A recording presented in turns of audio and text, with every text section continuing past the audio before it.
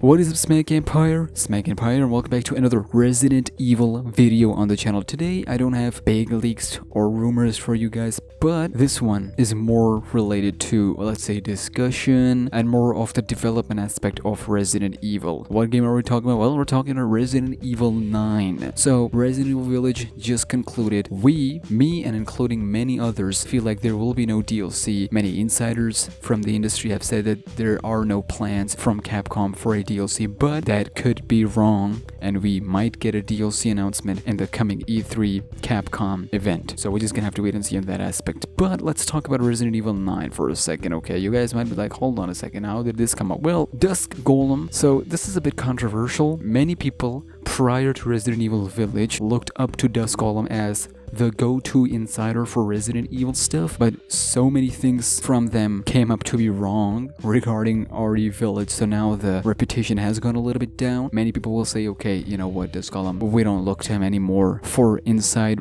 scoops and rumors, but they've been pretty handy with providing a lot of rumors regarding the Resident Evil stuff. So they come out again and responded to someone who asked, how long has RE9, Resident Evil 9, which will be the final game in Ethan's or Winter's storyline, which will also be the final game with a number in it. After that, we feel like there will be a reboot, but they replied with, Resident Evil 9 started development back in 2018. When it releases, it'll be by far the RE game that's been in development the longest, probably about 6 to 7 years of development. So of course, when you look at Resident Evil Village, it gives you vibes that not everything is completely done in terms of things other than Winters. Magmacide, the village portions itself, they feel like it has come to an end with Ethan himself, but with how they ended, BSAA, Umbrella, there are things still needed to be done. It felt like they had more of a grip on the story and more grip on the long-term narrative. That's how I felt like. Hence they said the farther stories end and the bonus scene at the end. So I feel like yes, some of RE9 stuff has to be in development with Resident Evil Village, but then of course they start RE8 and RE9 at the same time, with then slowly fully focusing their assets and resources to Resident Evil Village, and then once that's done, take a break, work on other stuff. We know Revelations or Outrage is also rumored, Resident Evil 4 Remake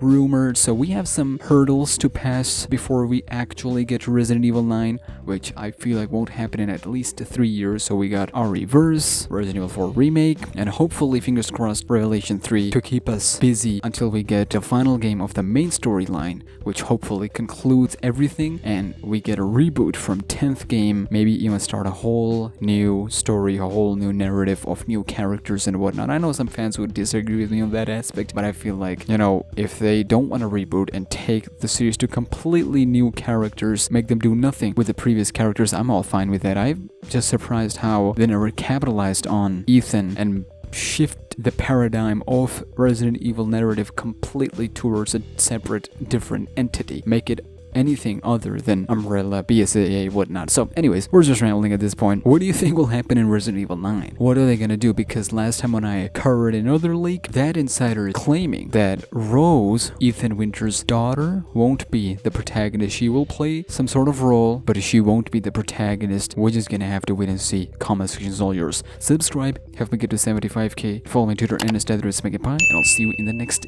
video. Until then, take care and peace.